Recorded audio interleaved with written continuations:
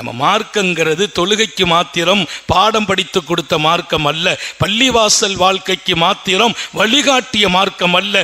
என் தினம் வாழ்க்கையில் எப்படி நான் நடக்க வேண்டும், அவன் கொடுத்த நியாமத்தை அனுபவிக்க வேண்டும். அவன் நியாமத்தை காட்டு என்று சொல்லும் போது காட்டுகிற போதே அது நன்றியாகவும் அமையுது. அல்லாஹ் என்ன நல்லா வச்சிருக்கிறான்னா அவன் கொடுத்ததுக்கு நீ நன்றியுடையவனா இருக்கிறேங்கிறாங்க. சங்கை மிக்கவர்களே, அல்லாஹ்வை குறித்து நாம் அறிந்து கொள்ள வேண்டிய செய்திகளில் அவன் கொடுப்பதற்கு தடையானவன் இல்லை என்பது மிக முக்கியமானது. கேளுங்கள் கொடுப்பேன் என்று வாக்களித்தான். உதுஊனி அஸ்தஜிபு லக்கும், என்னை கேளுங்கள், என்னை கூப்பிடுங்கள், நான் கொடுக்கிறேன். கேளும் கொடுக்கிறேன் என்கிறான். நீ கேட்டால் நான் கொடுப்பேன் என்பதில் மாற்றம் இல்லை.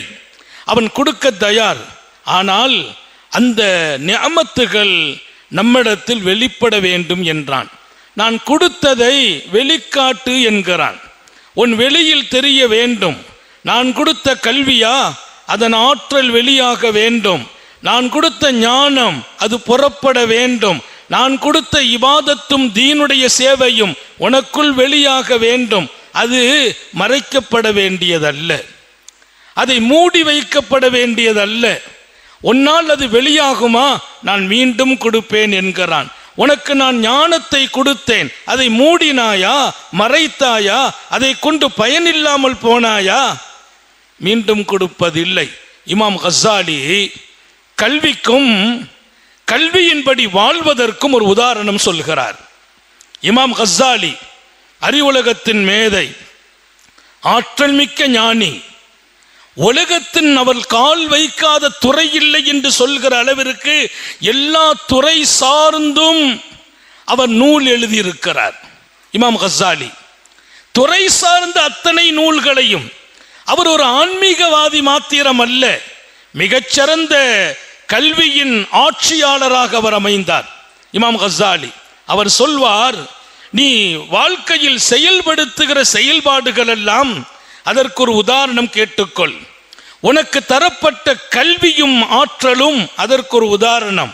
உன் கல்வி, உன் ஞானம், உன் ஆற்றல் அது விரிந்த மரத்துக்கு சமம் என்றார். ஞாபகம் வையுங்கள், அது ஒரு மரம், ஆல்மரம், ஆலமரத்தை போன்று பிரம்மாண்டமான வேர்வடிந்த மரம்.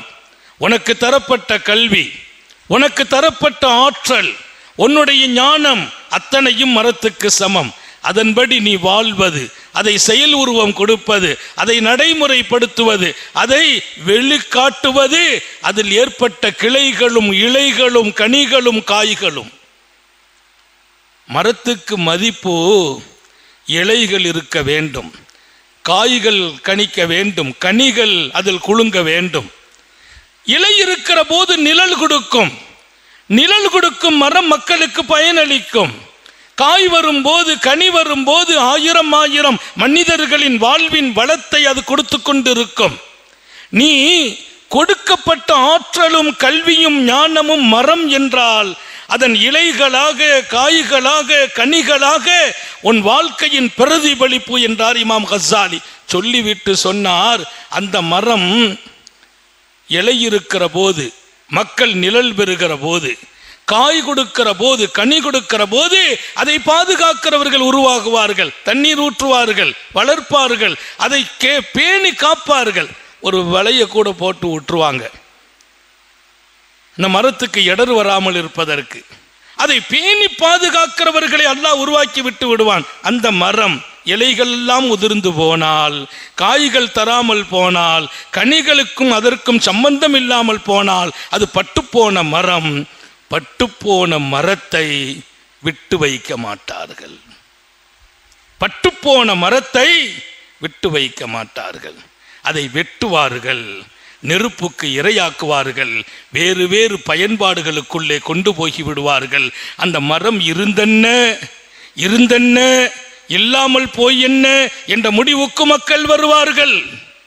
உனக்கு கொடுத்த கல்வியும் ஞானமும் ஆற்றலும் திறமையும் அது பயனளிக்காமல் போகுமையானால் அத்தனையும் வேஸ்ட் ஆகிவிடும்.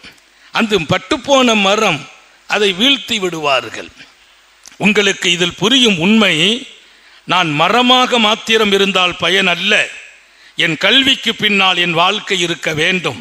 அவன் கொடுத்த அத்தனையிலும் அவன் விரும்புவதெல்லாம் எதிர்பார்ப்பு பிரதிபலிப்பு ஏற்பட வேண்டும். அந்த கல்வியை நான் செயல்படுத்த வேண்டும், வணக்கமாக்க வேண்டும். எனக்கு அவன் பொருளை கொடுத்தான், அந்த பொருளை கொண்டு பயன்பாடு ஏற்பட வேண்டும். ஆற்றலை கொடுத்தான், அதை கொண்டு பயன்பாடு ஏற்பட வேண்டும். 4 பேர் இல்லை, 4000 பேர் இல்லை, 4 லட்சம் இல்லை, 4 கோடி இல்லை, பயன்பாடு விரிந்து விசாலமாகி கொண்டிருக்க வேண்டும்.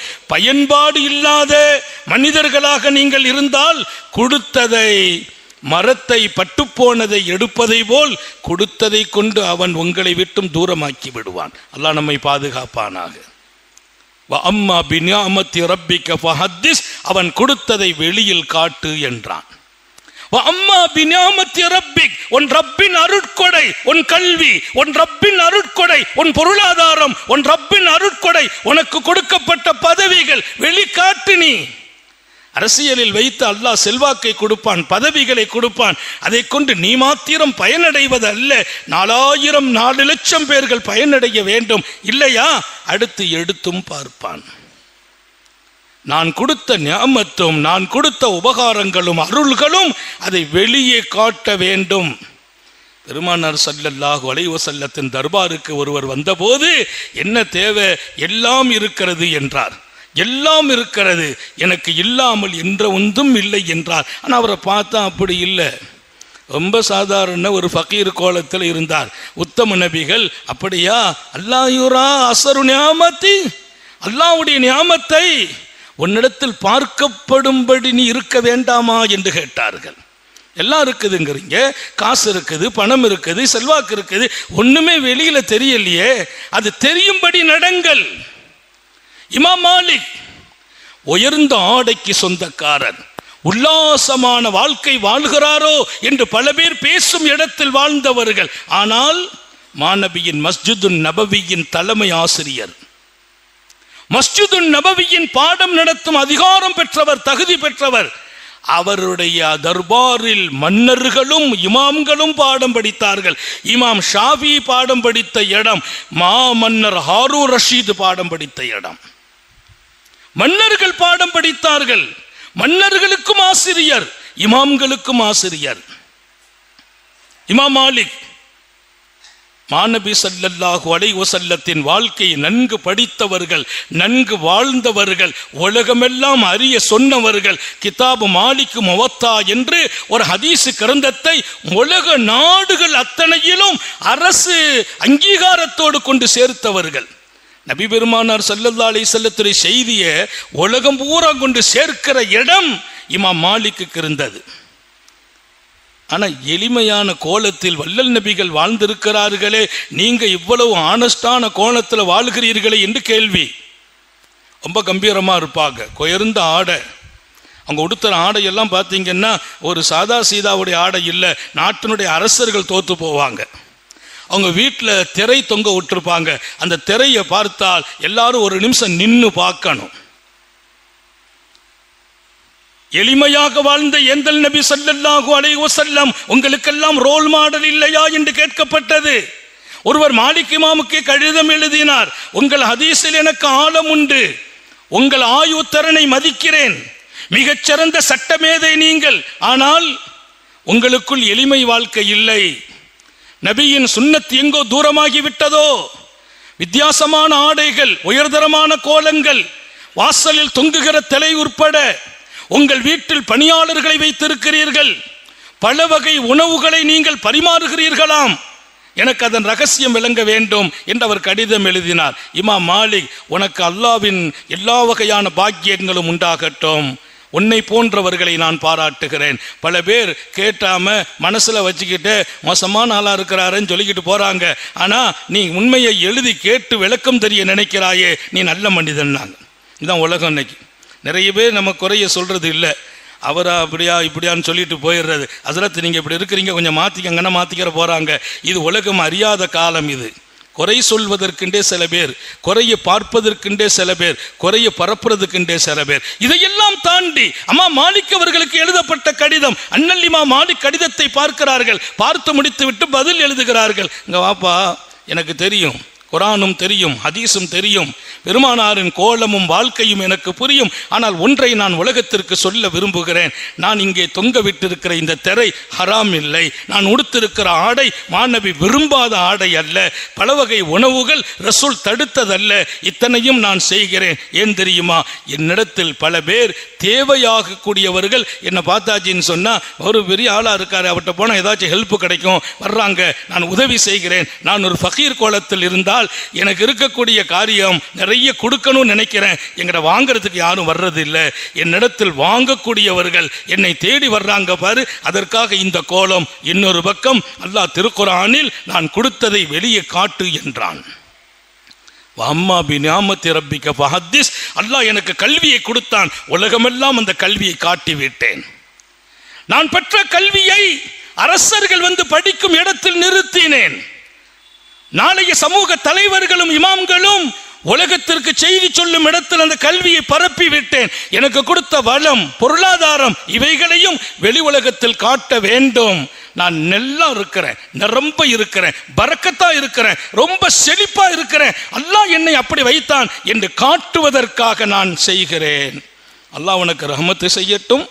இது போன்று என் மீது ஏதேனும் உங்களுக்கு சந்தேகங்கள் வந்தால் நீங்கள் கேள்வி கேளுங்கள், நான் பதில் தருகிறேன். வஸ்ஸலாம் என்று கடிதத்திற்கு பதில் எழுதிய இமாம் மாலிக்கின் கடிதம் வரலாற்றில் இன்றும் பாதுகாக்கப்பட்டிருக்கிறது.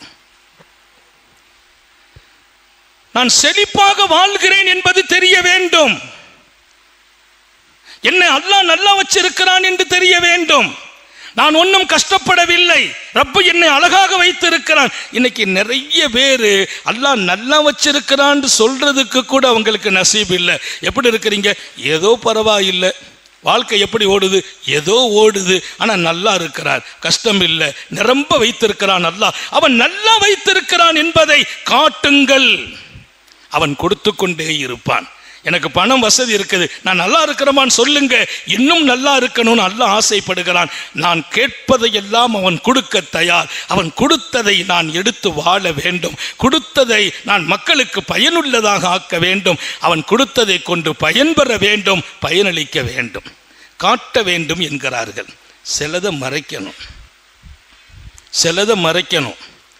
வசதி வாய்ப்புகளை பல பேருக்கு முன்னால காட்டுறது பல பேருக்கு பயனளிப்பதற்கு. கல்வியை காட்டணும், பல பேர் அந்த கல்வியை கொண்டு பயன்பெற வேண்டும். என் பதவியை காட்டணும், பல பேர் என்னிடத்துல வந்து சமுதாயத்திற்கு 4 காரியம் செய்ய தூண்டுவார்கள், அவர்கள் பயன்பெற வேண்டும். சிலதை மறைக்கணும். ஏதாச்சும் ஒரு காரியம் நடத்த போகிறோம், ஏதாவது ஒன்று வாங்க போகிறோம், பிள்ளைக்கு மாப்பிள்ளை பேசுகிறோம், பொண்ணு பேசுகிறோம், ஒரு வீடு வாங்க போகிறோம், இடம் வாங்க போகிறோம், நிலம் வாங்க போகிறோம், அதெல்லாம் வாங்கிறதுக்கு முந்தைய சொல்லாதீங்க. நாங்கள் ஸல்லல்லாஹு அலைஹி வஸல்லம் இஸ்தஈனு பிகலாஇ ஹவாயிஜிக்கும் பில் கித்மான். உங்கள் காரியம் சக்சஸ் ஆகணுமா, உங்கள் காரியம் சக்சஸ் ஆகணுமா, உங்கள் நாட்டம் நிறைவேற வேண்டுமா, திட்டமிட்ட அழகான வாழ்க்கை கிடைக்க வேண்டுமா, அதை மறைத்து கொள்ளுங்கள், அல்லாஹ்வின் உதவி கிடைக்கும். நாங்கள் மறைச்சிடணும்.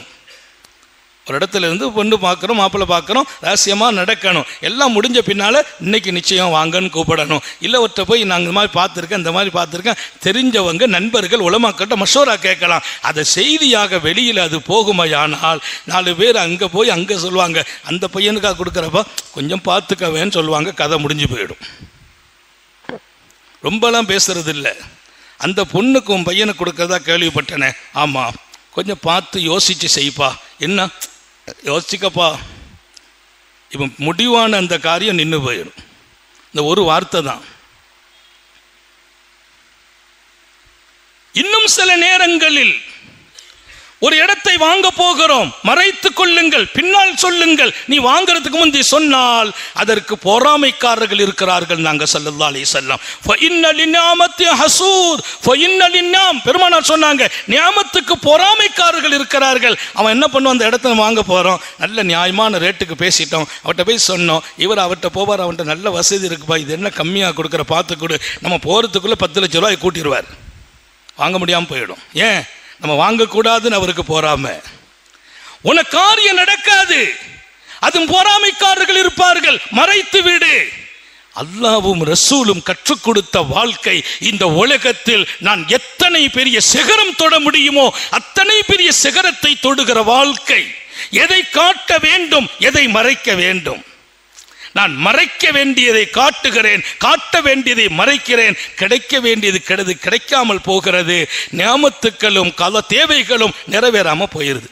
நம்ம மார்க்கங்கிறது தொழுகைக்கு மாத்திரம் பாடம் படித்து கொடுத்த மார்க்கம் அல்ல, பள்ளிவாசல் வாழ்க்கைக்கு மாத்திரம் வழிகாட்டிய மார்க்கம் அல்ல.